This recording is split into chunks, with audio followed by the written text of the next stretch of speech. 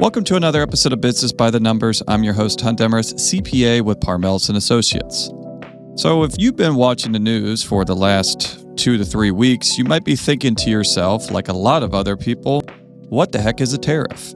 For most people in the world, they are all too familiar with the terms tariffs, but Americans and us in the USA, not so much until recently. What is a tariff, what they're trying to do with these tariffs, and how is all of this going to affect your shop is what we're going to talk about this week. Before we get into that, I just want to stop and say thank you to you and the rest of the dedicated listeners. Remember, if you want to hear your question answered on here, just have a question for me, shoot me an email at podcast@parmelis.com. Also, want to talk to me about accounting and tax for your repair shop? Shoot me a text at 301-307-5413. And lastly, but surely not leastly, we cannot forget our dedicated sponsors, NAPA Tracs and Promotive, for being such loyal supporters of the show. Want to check out what Tracs can do for you? Give them a call. You need to hire that next technician, service advisor, admin, bookkeeper, whatever you need for your shop, Promotive can help you out, so give them a call. So I want to walk you guys through a story here that I think will explain a lot about this episode. But let's just say that Hunt's Auto Repair is based in the town that I am, Mount Airy, Maryland, and I have a competing shop in a town, maybe a couple miles away, but different rules, different government, et cetera, et cetera. They're close enough that, this shop and I have always been competing over the years to a certain extent, but, there's plenty of cars for the work to go around. Over the years, the prices, service, what we can do are very, very similar. But over the last couple of years, we started noticing some of the jobs that this shop is selling is a lot cheaper than what you ever sell this stuff for. I make good money in this shop, but it's not like I have a ton of profit where, I have a bunch that I'm really gouging my customers on.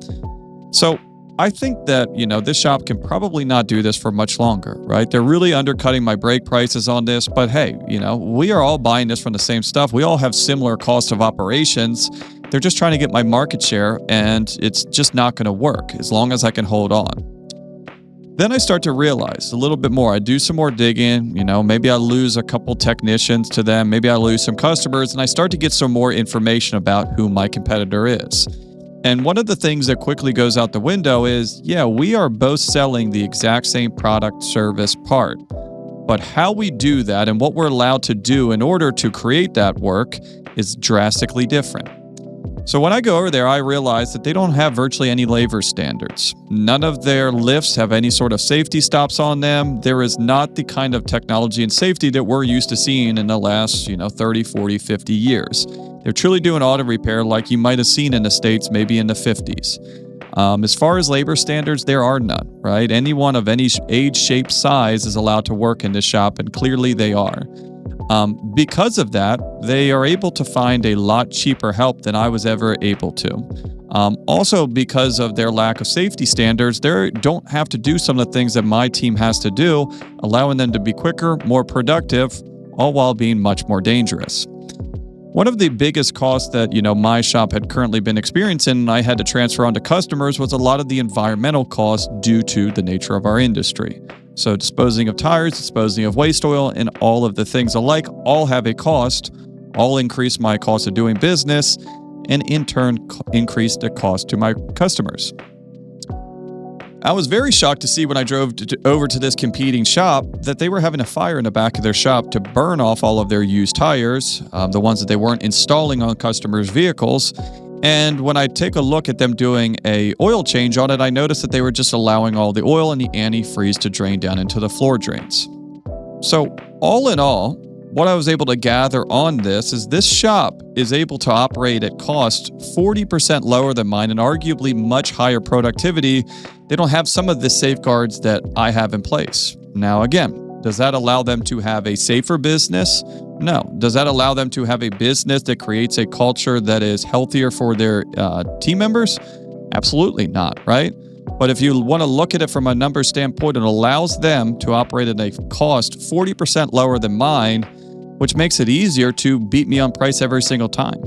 If their costs are 40% lower, they could still charge 20% less than what I'm charging and make 20% more. So do you think that this is right, that this shop is able to operate as such, right? Free market capitalism. And if you don't like doing the work, then move to the other town, right? It should all figure itself out. Now, if this does happen, right, let's go down that path. If you're on the path of, hey, this is free market, right? Let the customers decide. If you start messing with this supply and demand curve, if you start putting outside influences, all you're doing is artificially generally raising prices here, right? Let's face it, your shop management system is the single most important tool in your shop, period. You need NAPA Tracs because it integrates with all the major players, including NAPA ProLink, PartsTech, OE RepairLink, Epicor, Tire Connect, Mitchell 1 Pro Demand, and more. NAPA Tracs has leading-edge tools and technology that your shop needs right now. Unlike the other guys, we'll be there after your installation with the best training and support in the business. Your training includes a learning management system that is tailored to each role in your company. Simply put, Tracs was designed and built for shop owners just like you. It all starts when a local representative meets with you to learn about your business to help optimize your shop's workflow, efficiency, and profitability. For over 30 years, NAPA Tracs has made selecting the right shop management system easy by offering the best, most comprehensive SMS in the industry. After all, it's your shop, so it's your choice. Visit us on the web at napatracs.com. But let's go down through this, right? Let's see what this looks like for these towns if we allow free market to take over. But let's go down through this, right? Let's see what this looks like for these towns if we allow free market to take over. So this happens now, and in 5 to 10 years, the town would no longer have any shops in us, right? Where I currently operate my shop would quickly no longer have shops, and they would move, to the town over where they could do the same thing, provide the same exact thing to the customers, and do it in a much more profitable way if they were to keep their prices the same. But if you were to look at a repair shop that had the opportunity to move 10 miles away, keep all their customers, have a 40% reduction in cost, I don't think that you would have a shop owner that would feel differently on it. Now, why would this be bad? Some of you guys can obviously see that in itself is probably the downside to this, right? We no longer have any auto repair in my town.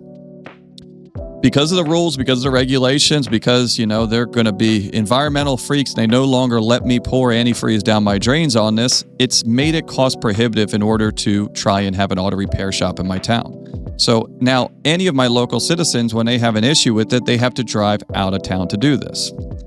Now, one of the bigger things on here that we're not thinking about is where our money goes, right? Now, if we have a business in our own town, our customers are able to spend their money, but then this money stays in the local economy, right? So my customer comes in, pays for a brake service. I use that money. I turn around, go to my local hardware store, my local restaurant, whatever it might be, to give them my money. All this money stays in the community. Now, if we no longer have an auto repair shop in our community, then we know any money spent on auto repair is something that's going to be an outflow. We're going to lose that money. It's going to have to go to another town. Now, if we think that the standards in place for this current town are not conducive to auto repair, do you think that that would mean that this town would be conducive for a lot of other blue collar and trades businesses? Probably not. So not only are we seeing auto repair leave, we could see plumbing, electrician, right? Welding, maybe all this stuff starts leaving and goes to these competing towns. So not only are the jobs leaving here, not only is the money leaving here, but it's going to be very, very hard to bring this stuff back. Now, Hunt, why would this be hard to bring the businesses back, right? Do something about this, fix this trade imbalance, fix this price issue on it, and the jobs will return. So after a while, if there is no auto repair shops in my town, and there has not been for the last decade, do you think that there's going to be a qualified stream of technicians to work in the auto repair shop that I just opened up? Do you think that there is going to be a stigma attached to going back to an auto repair shop when these people have, deemed something else a proper career choice for them, they're going to go down this road? And realistically, let's look at your auto repair shop right now. How hard is it to find people? And this is, arguably a very good career right now and still very, very strong in most local areas. What do you think this looks like if some of those jobs start leaving, right? Not only would the jobs not be there, physically the people might not be there to be able to take the jobs, even if you try to send this back. To those of you that say free market, let it play out as it should, only the strong will survive, you will probably not be in favor of tariffs, and you probably are currently not in favor of tariffs. For those of you who say that that isn't fair, right? That something needs to happen and someone needs to get involved in here so that this town doesn't lose its jobs and this town doesn't lose its cash. Whether you know it or not, you are in favor of tariffs because this example is pretty much what we have going on with the tariff situation currently. Now, this is a very simplified example for a shop and also a bit different because we have labor on here, but this is a very similar idea. Somewhere has lower costs because of, some advantage that another party deems as a unnecessary advantage, and tariffs are used to more or less level a playing field, right? The tricky part about this is that depending on which person you are in this, equation, you could be getting positively and negatively influenced on this, right? Depending on where you are in this, you could be kind of the first response of this of, hey, I lost my job, I cannot work. Or maybe the third kind of level to this of, hey, that factory shut down, that left, they weren't able to buy this service, so they never came to my restaurant. There are so many things at play here, and this is why the situation gets kind of more complicated by the day. Now, if you want to take a look at the history of tariffs, duties, and the like on this, you will see that we've had a long-standing history of tariffs, before this came on the news.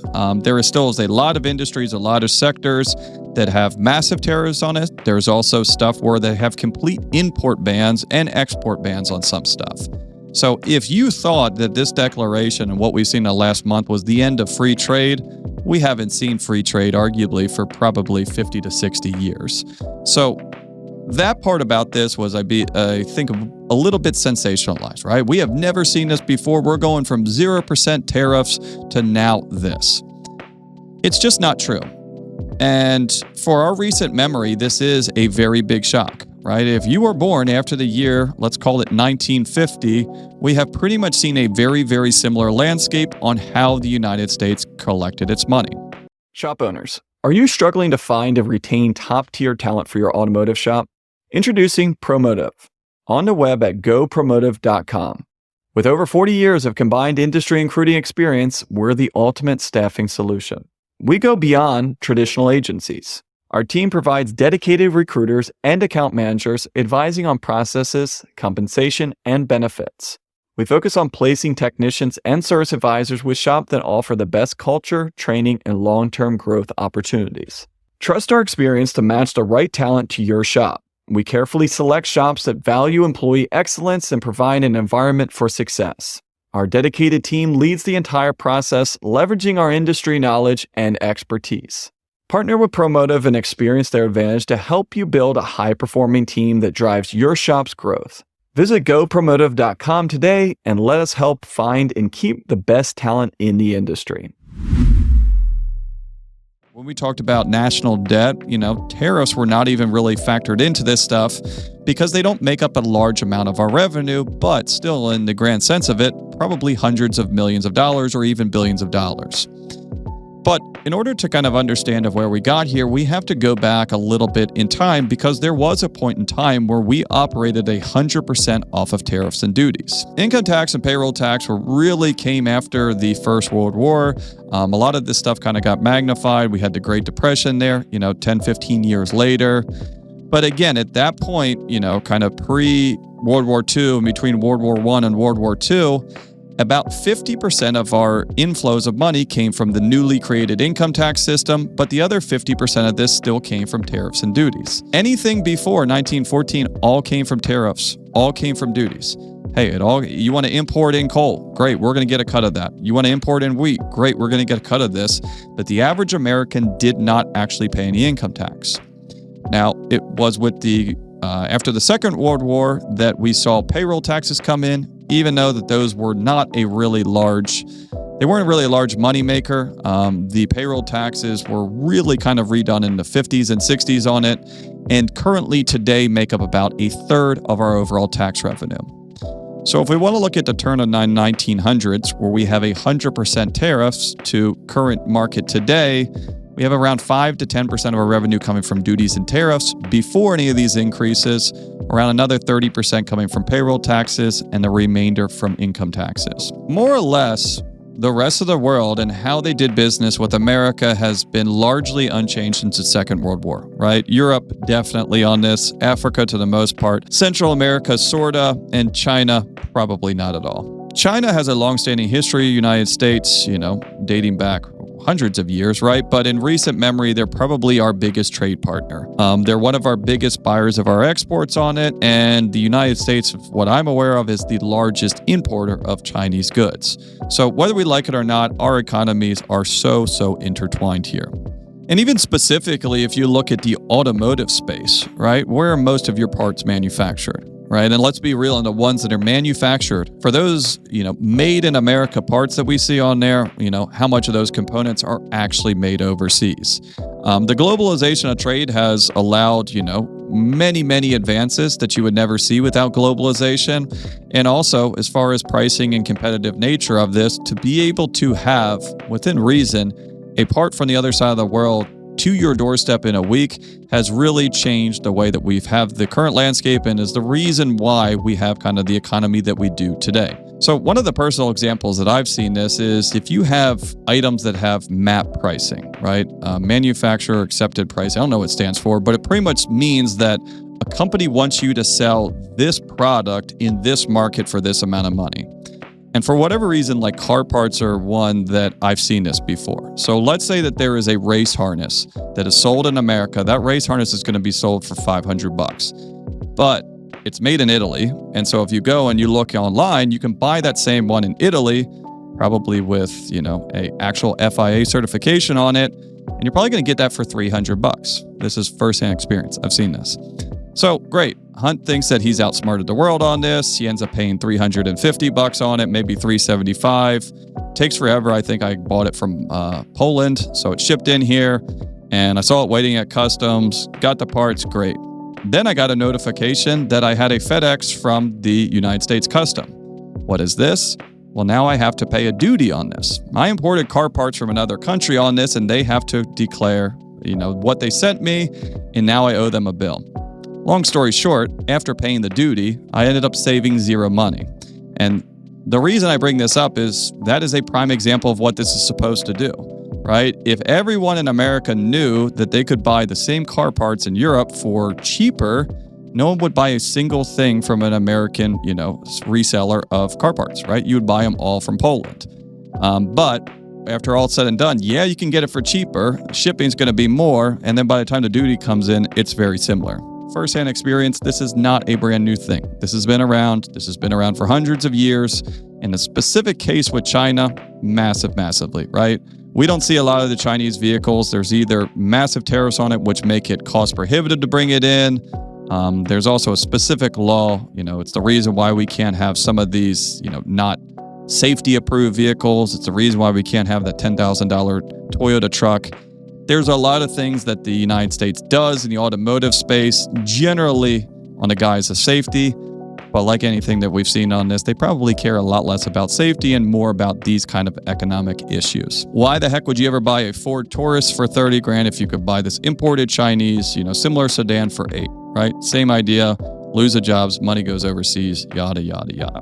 If we factor in the rest of the world, right, we don't really see it that much. And as of the time of recording this episode, most of these tariffs that were supposed to be, levied on just about every country in the world had been paused other than China. Now, is that going to be the case? Is that going to change again? I mean, this has changed 3 to 4 times just by trying to write this notes for this episode over the last couple of days. So I'm sure it is. I do not think this is going to be the end of it, and I don't think that there's a single person that would agree that this is going to be the end of it. Now, what the future looks like, who ends up paying these tariffs, who doesn't, your guess is as good as mine. Why are they doing this? What I want to do here is kind of I'll give you the context of it, right? And you can see if you agree with this or not. The most classic example of this and the most classic argument that you have on tariffs is like the domestic manufacturing and the jobs, right? Politicians love jobs, right? We created jobs. Well, who cares if we funded that 100% and we're just paying people to work? There has been history of that actually working. But the whole idea is if you look at, the fall of the middle class, of what a lot of people say is, well, in the 60s, 70s, when, middle class was really at its peak in America, there was a lot of domestic production. There's a lot of domestic blue-collar jobs. Look at your own city, right? Look at Baltimore City. We used to have a large amount of chemical plants here. Those are all overseas. Bethlehem Steel, Domino Sugar, right? All of these are shut down and went overseas. Why? There's a lot of reasons on this, but, it is much, much, much, much more expensive to manufacture chemicals in Baltimore, Maryland than it is Guangzhou, China, right? I have never been to there, but, right, there has to be a reason why all of this is over there. Another thing on this, and largely the more important aspect of this, is a trade imbalance, right? And so some of this just has to do with protecting our jobs. Some of this just has to do with protecting our own money. Think about something like iPhones, right? iPhones are a great example because I think just about everyone is made in China. Some of them are probably made in Cambodia, India, but none of them are made here. If every single person in America bought an iPhone, which it seems like most everyone does, that means that every single America is sending $800 to $1,000 to China. How much nicer would that be if that factory was here and we could be paying our own citizens, creating jobs, creating profits, and then, reinvesting in other businesses?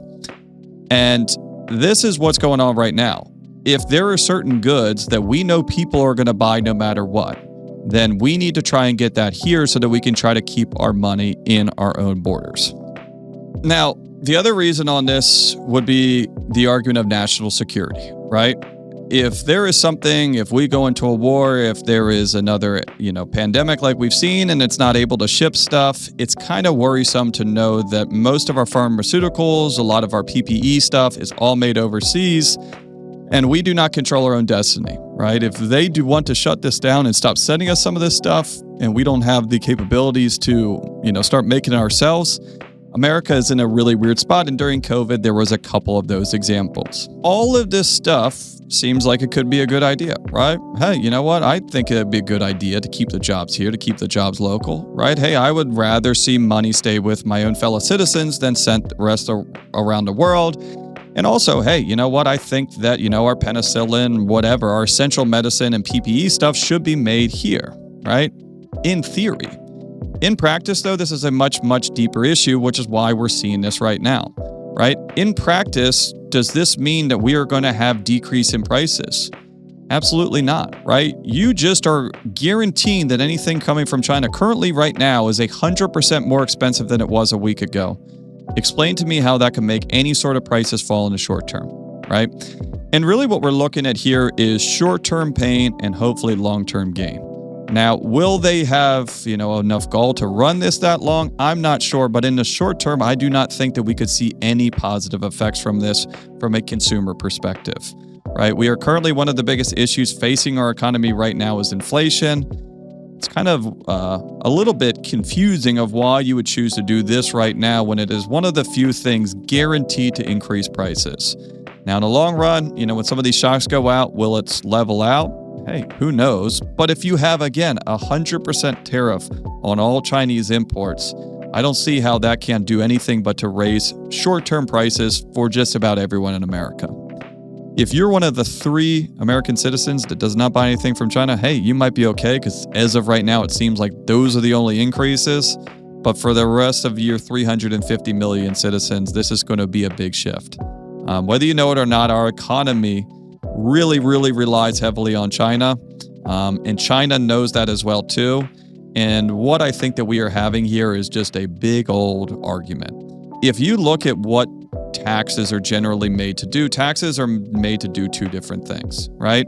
Taxes officially are a way that the government collects revenue so that you can, provide it to other citizens, services. In a larger sense, though, taxes are really a way that you control your population. But let's say that you want your citizens to go out and get solar, right? Then you would give an incentive on their taxes. If you go out and you buy a solar panel, we'll give you a credit. You can now change your tax code and it's going to change your people's behavior. Now, the rest of the world, if I have a country that I want to buy my wheat, I can go to them and say, hey, you guys should really buy our wheat. And they go, no, USA, why would we buy your wheat?